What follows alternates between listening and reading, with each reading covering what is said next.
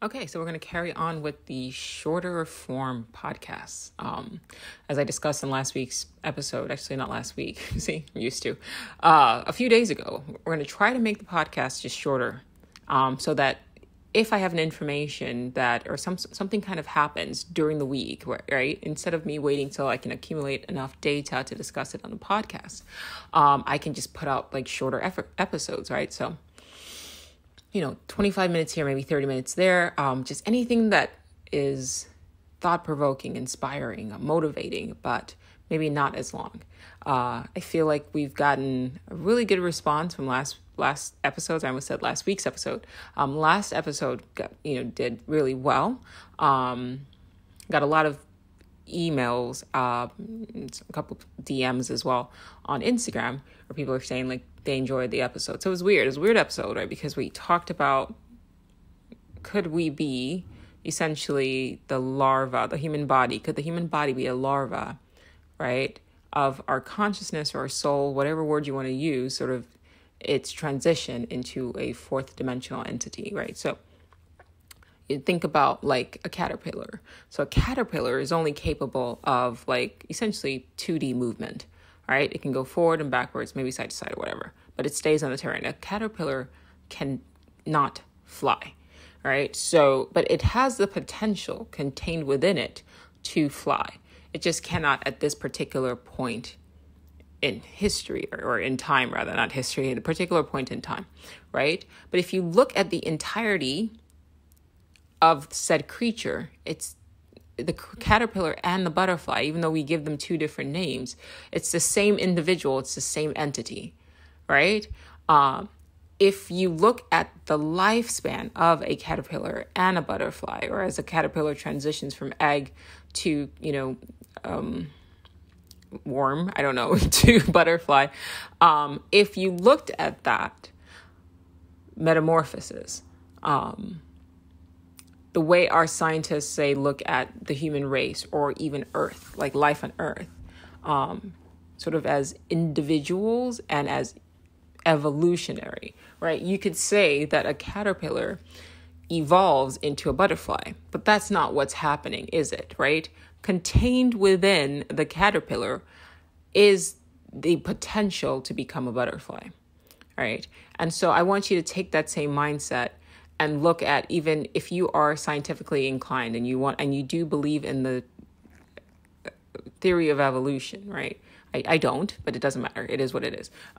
Because I still lean into this being a simulation. I guess I should clarify. The reason why I don't really subscribe to the theory of evolution, beyond what I'm about to explain, is because if this is a simulation, which I think it is, there's nothing to really say that what bones that we have found or evidence that we have found that suggests a evolutionary sort of progress isn't just part of the simulation meant for the conscious entities that are existing within the game to accept a particular perception of a flow of time. For all we know, life in the simulation really only began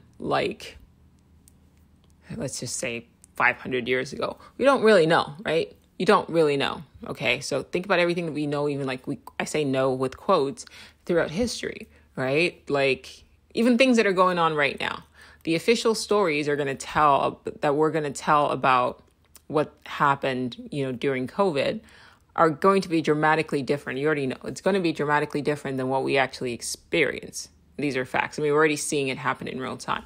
I'm just taking it a step further and extrapolating to anthropology. I'm also going to say even with fossils and things like that, they're making educated guesses.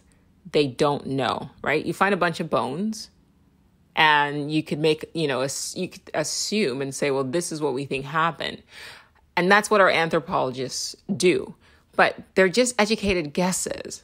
And they're not accurate. They are theories, okay? And so I want you guys to kind of take those assumptions with a grain of salt. Something I said to my daughter the other day, I said, 5,000 years from now, or let's not even say, let's throw it out, 200,000 years from now, my bones, my body will be sort of wasting, would have wasted away, right? And it would just be skeletons and perhaps even fossils, right? But because of how things biodegrade with time, whatever I'm buried in is going to degrade as well. So they're going to find even the wood. It's a bit morbid, sorry. Even the wood that our bodies are buried in is going to degrade in time. So they're just going to find bones, but they're not going to know. I've talked about this on a couple episodes or videos on my TikTok channel as well.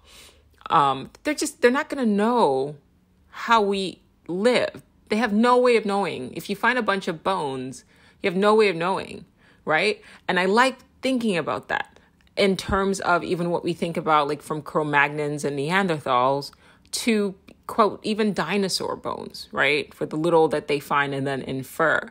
How do we know? It's fun to play with. And this is why I love having an open mind. And I encourage listeners as well, like have a bit of play with your perception of reality, of this world, and keep things open-ended with the understanding that you really don't know. How do we know that what we perceive of as like, Cro-Magnon bones, we just assume that they were cavemen? We're writing a narrative, and the human brain loves stories, right? But we're constructing a narrative that fits. We're trying to shove this narrative into this box of evolution that says that, well, we modern humans are clearly better than entities that came in the past. But as far as we know, you don't really know, because the way time works, Cro-Magnons could have been just as advanced as, if not more so, than we are. We're just finding things and inferring bullshit, because at the end of the day, we don't know. Maybe not advanced in the exact way that we are, but that's not how shit works, right? It's not, it's different culture, different moment in space time. They might evolve differently. A great book to sort of help feed into that sort of creative thinking is The Singularity is Near. It's long, but it's filled with such beautiful, like, mind-expanding ideas as far as like just what technological process could have been or could be, and in different universes or on different planets. And I'm just taking that, and instead of saying different universes and different planets, I'm saying, well, let's focus on Earth, go back in time, and knowing how time works. We really don't fucking know anything. So we're just sort of leaning on the stories that whomever these individuals who happen to be telling or constructing narratives of our past, like the leading anthropologists, whatever story that they tell, right? If it's accepted as a status quo, then the rest of us believe it as such. That doesn't mean that's what the fuck actually happens. And to reiterate what I said on my TikTok channel, unless you have an actual time machine and you can go back in time to see what the fuck actually happened, you don't know. You don't know. And you even if you could see what happened, if you're not involved in the society, like there's still loads of things that you miss just from observing, right? As opposed to existing within that society. And I feel the same way about just the concept of evolution. If you talk to a scientist who actually understands evolution, they'll tell you that it is not necessarily always about the survival of the fittest. How do you define fit? Evolution is literally just adaptation, changing to your environment. That's it, right? That's it. What we are taught is that evolution is this sort of inevitable progression towards a particular end, right? But that's not, by definition, how evolution works. If that's the case, like, look around. Right? We're not necessarily the fittest on this planet. It just depends on how you define fit. And the problem is, right, with that mindset driving predominantly Western minds, right, it ends up causing a lot of issues, right? Where some individuals walk around thinking that, oh, well, because of evolution, right? If you ever look at that chart, the chart is racist as fuck, guys. Like it just is. If take a step back and look at it, they show a monkey and then you see it's subtle, but it's there. That chart is always like a monkey, even though they don't have proof, right? They're like trying to find the missing link for whatever, ever, right? But they don't really have evidence. And remember what I said, it's a narrative that leading, typically white men, are telling. If we lived in a different society and let's say it was, Black men in charge, that chart might look a bit different. You get what I mean? Like if we lived in a society that wasn't, or if we live in a parallel universe that wasn't dominated by like white supremacy, that chart's going to look different. You understand? So when you have white males from a particular culture, what they're doing is they're pushing a narrative that they are the most evolved, quote, evolved, or best adapted, right, on this planet. They're not, right? In some societies, the societies that have dominated, Western societies that have dominated, that isn't necessarily fittest. It's the most violent and also the most destructive and also the most chaotic and also the most against nature is what we're seeing sort of lead. It's not necessarily the fittest, and it's also not the most evolved, right? So you got to really understand that there's something going on here. But go back to the chart. You'll see it's a progression, even though they might do it with hair, right? But you see it. It's like from darker to light, right? You see what's going on there? Yeah, I don't fuck with that shit, right? Like, I just don't. In my opinion, if you're talking about what culture of mankind, of the species of Homo sapiens sapien, what culture is the most adapted, right? Because evolution is just a series of adaptation to your environment. What cultures are the most adapted? Well, it's going to be the cultures that aren't violent. It's going to be typically non-Western society. They non-Western cultures. They tend to live off the planet, right? They live in harmony with the planet. They move with other, they follow the herd, right? They feed off the ground and they don't destroy the planet that they're in, right? Like, they're not destroying your home. You can't call yourself the most evolved and the most advanced if you're literally destroying, if you're active, or your culture is actively destroying your home. That is not the fittest.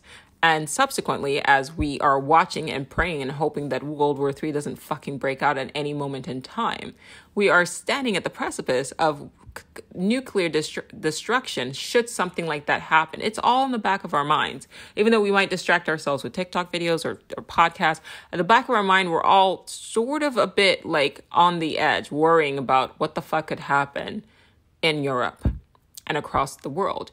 That to me doesn't speak that doesn't speak to me of a culture that is adapted well to living in the environment that it has found itself. It's constantly at war with its own environment. That's Western society.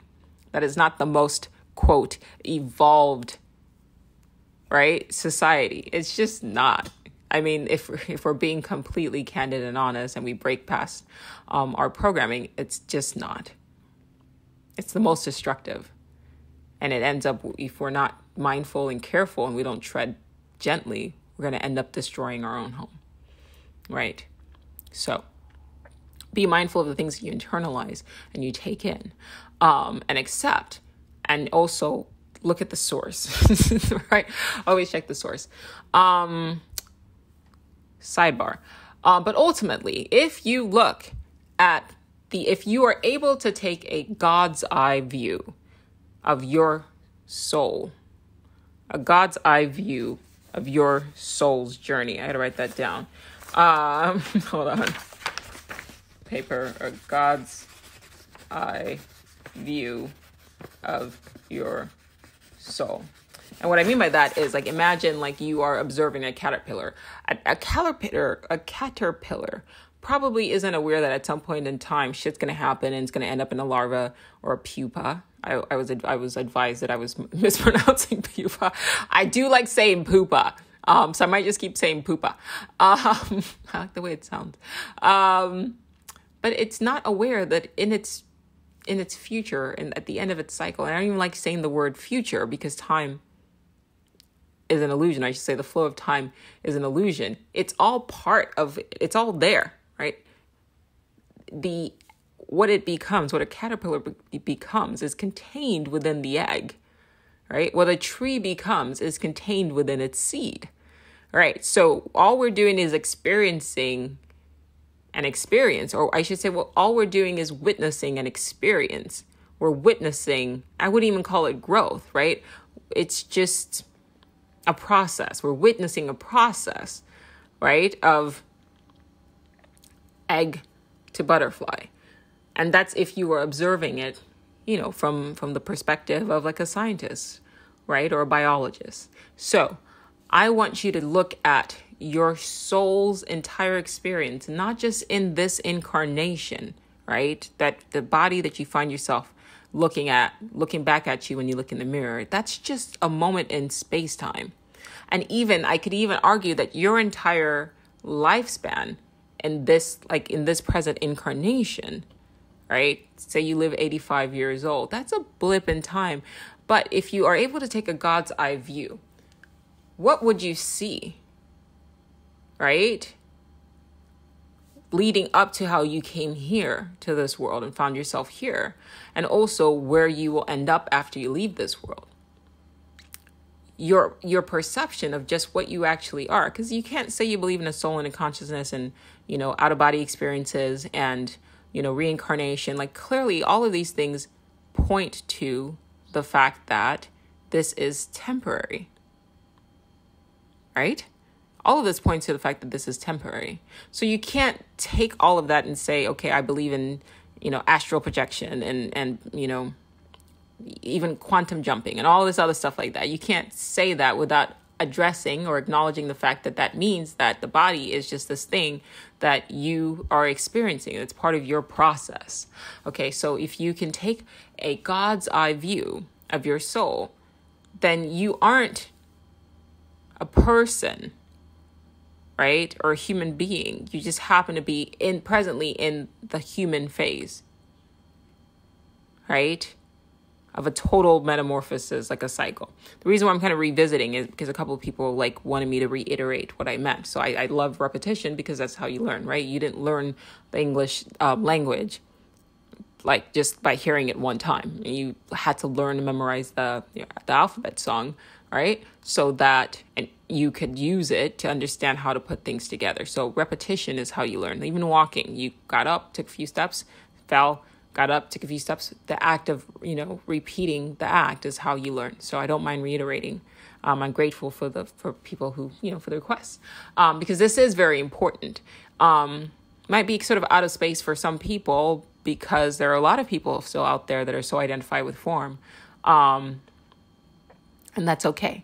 So if you can kind of just get people to sort of understand that this isn't all there is, right? There's loads of evidence. There's so many books out there.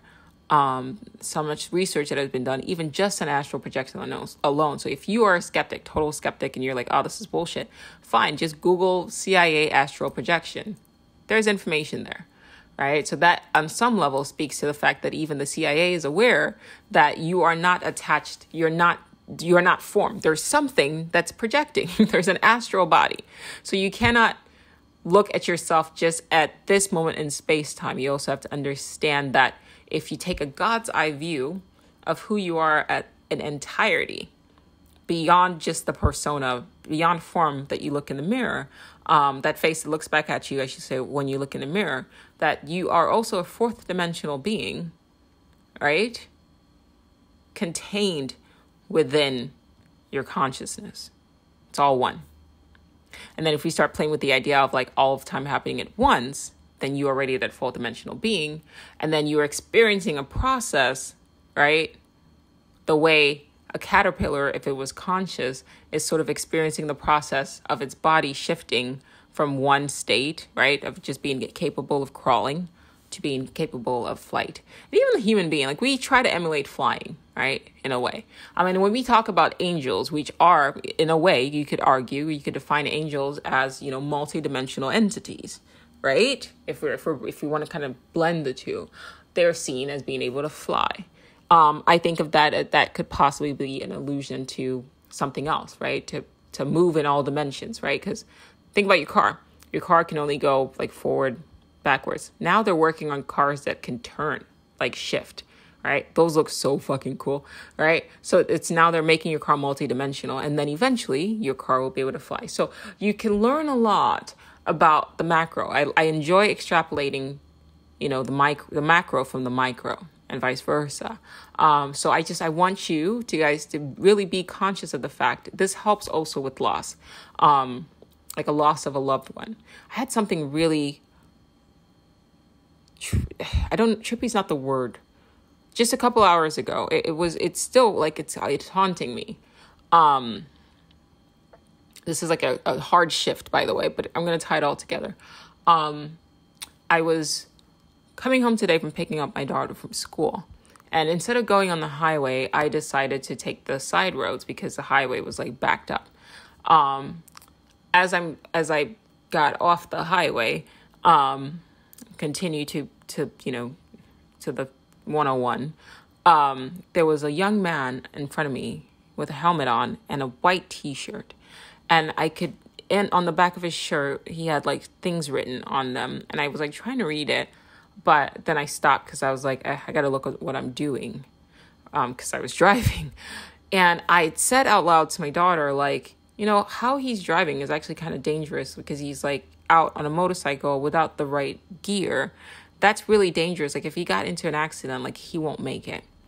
Right. Because he has like really not enough of like the stuff I just said it. I wasn't thinking. It was more, the note there was just more to send a message to my daughter, like, please don't get a motorcycle. This shit is dangerous. And that was it. But I was just like, he's not wearing the right gear. He should have more protection than what he has on. I kept it moving. We turned left and I think I got distracted. I was listening to something. And then not 2 minutes after I saw that, ahead of us, traffic completely stopped, brake. Somebody jumped out of their car and it was a civilian, just started directing us to turn right, like get off the road. And immediately I tell my daughter, don't look, because there was a motorcycle on the ground. The helmet was off and this individual was on the ground. And I was like, fuck. I hope he was okay. I hope he's okay. I hope he's okay. So we drive off, but there's no exit. There's no way to connect back to the 101. So we have to double back. By the time I double back to try to like figure out a way to bypass this, hoping that maybe the cops will show up and this will be, everything will just get him out of the road. By that point, firefighters were there like super fast. Fire cops, everybody had shown up. And that's when I knew he didn't make it. And as we turned to kind of circumnavigate the accident, I looked and it was the same guy. He was gone. And I thought, fuck, like that, like it just happened. And it like, in my mind, I was like, I looked and I watched an individual's I saw a person's like their last 3 minutes of their life, at least in this reality. And it really, like, I have to process that. But the only way, or I should say, the only thing that's keeping me from just sort of being like super like, wow, that was really tough, and like spiraling, because I know like that's going to be hard for like his family and like just the person who like caused the accident or whatever it is. Like that's all bad. So I'm not trying to make this about me. I'm just telling you how I process something as I saw in real time. I've never had an experience like that before. So my brain's trying to make sense of it. And the only thing, like, yes, there's a mourning and all of that. The only thing that I could take from that is, okay, the reason why the body is no longer moving is because the animus, the energy that was contained within it, has now moved on somewhere else and either shifted to a universe, which is what I hold on to, where they do survive that accident. They will survive that accident. And I've broken this down, even covering old age on my TikTok channel. But shifting either to a world where, and I'm saying that just in case you need more information on what that means, it's on my TikTok channel.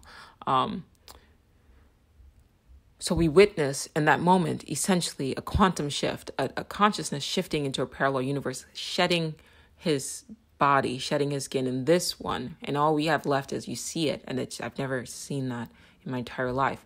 But you see like a shell there. But you know inherently that it's just the shell now. And that the consciousness has now shifted to a parallel universe, to a different world, right? Or if they're done with their cycle on this, like if they're done, right? If they completed the cycle on this planet, on this earth pod, whatever you want to call it, then the next phase, of course, is to now become a fourth dimensional being. Now, that gives me solace. What has started, in case you guys are curious as to what started me down this path of trying to understand quantum physics and the nature of reality and entanglement and all of that stuff, is I lost my little sister when I was 10 years old to an accident. She was killed right in front of our home by a drunk driver. She lived 3 days, and it was, she was very young. She was 5 years old, and it was a skull injury, and she just didn't recover. And that haunted me. Somehow, because I was an older sister and I wasn't there to protect her, I internalized that, and I blamed myself for her. It's been 25 years, 26 years, I've had to learn from everything that I've read about quantum physics, about determinism, about fate and free will. I realized, and I've gotten solace in the fact that these things were fated to happen. It was nobody's fault. It's just that was what was meant to happen is what happened.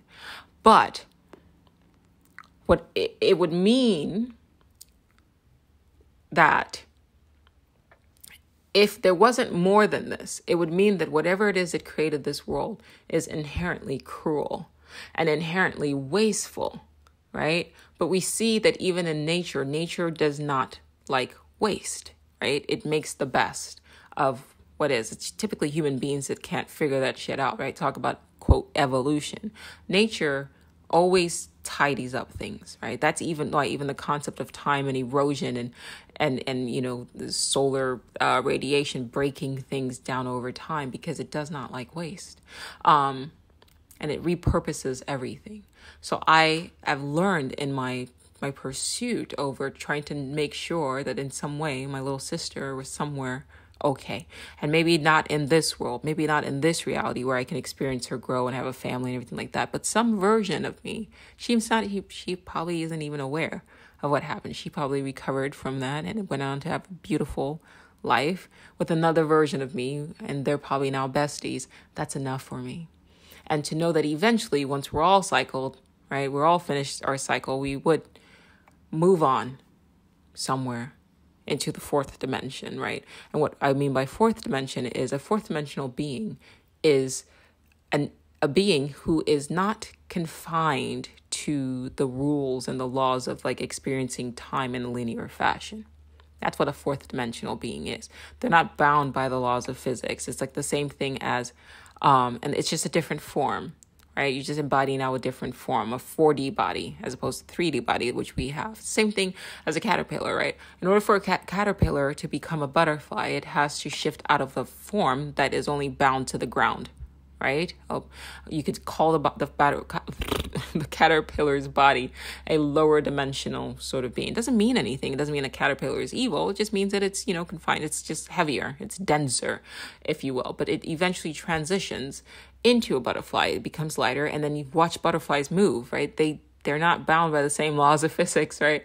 That like we are, right? The way they move and kind of flip and play with the air and everything like that. It's just a different law. So once you shed this body, you shift, and then you embody a different body that's now not bound to time the way we are, confined to a moment by moment existence, right? So that means that entity can now shift. A four-dimensional body can now shift at any point in time, not just between moments in time, right?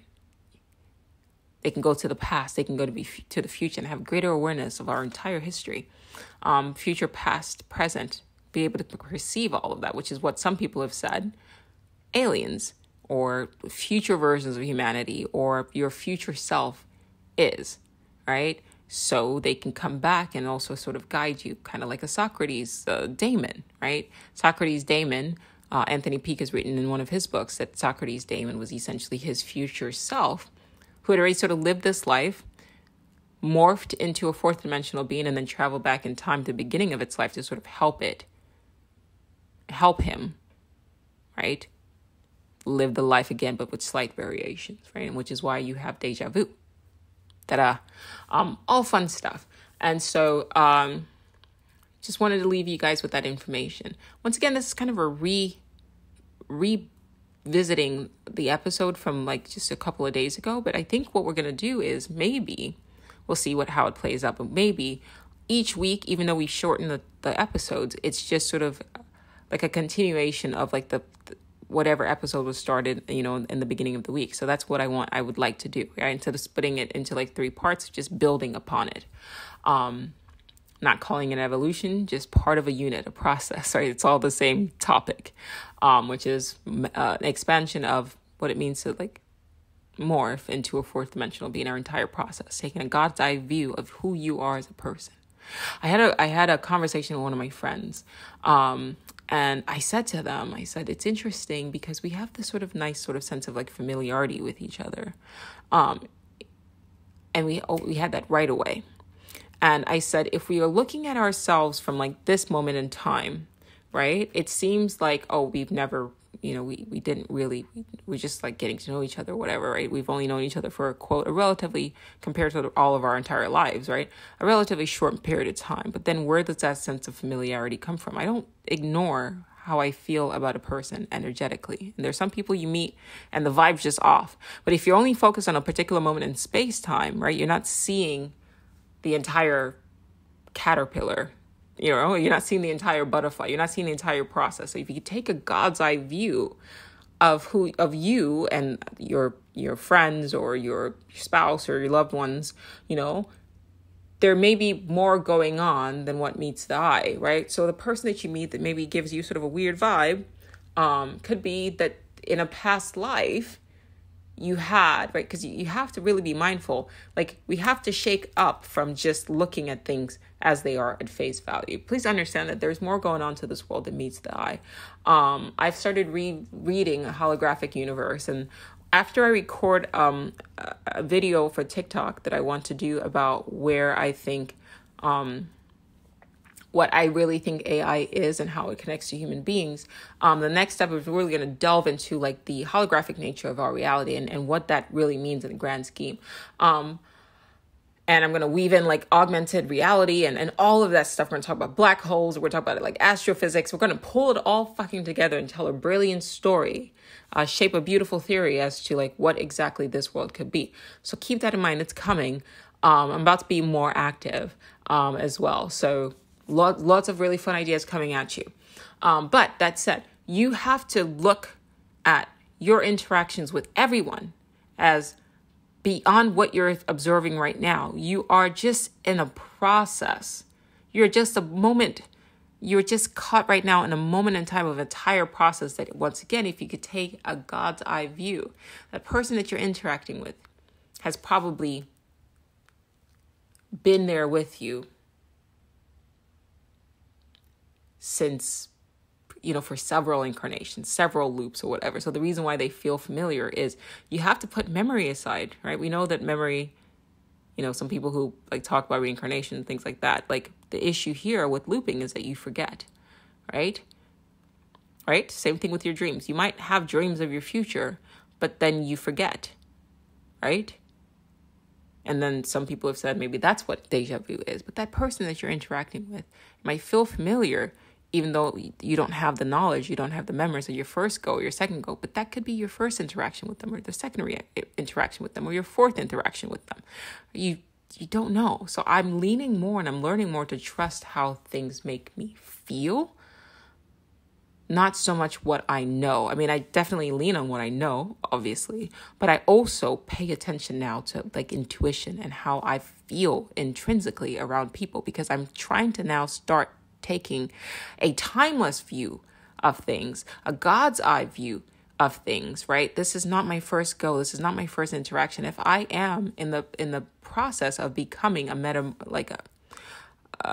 metamorphosis of, or morphing into a 4th dimensional being, it's not just you just live this life. Maybe you loop it several times over and over again before you spiral out to being a 4-dimensional being. Or maybe you can repeat the whole process as just part of play, like Leela, right? I don't know yet, but we're definitely going to discuss it, right? That's what we're here for. But the next time you interact with a person and they just feel familiar, or on the opposite end, right? You interact with a person and you see them sort of making decisions that you're just like, I kind of already know where this is going to go. It could be that the reason why you're repulsed by whatever action that they're about to change is because in a past loop, right? Because we have past lives, but I also think you have past loops, because at the end of the day, one thing you need to understand is that just because we have been programmed to believe in the beginning doesn't mean that the beginning is a thing, right? Everything you see around you is a cycle. I genuinely believe that we are all eternal beings, that there is no such thing as the beginning.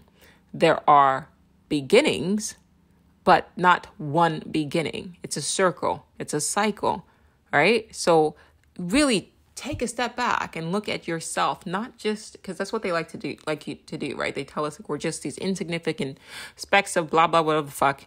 That's not really what's going on. You're not insignificant. Your consciousness is not insignificant. Your soul, however word you want to use, is not insignificant. So if you are interacting with somebody and they're making decisions and you're just like, I really don't want to be engaged with this for whatever reason, and it's causing an emotional reaction, it might be because you've looped that same story before, and now you want to make a conscious effort to do something different because on some level you know how that ends, and now you don't want to really loop that again. You want to try something else. Keep that in mind.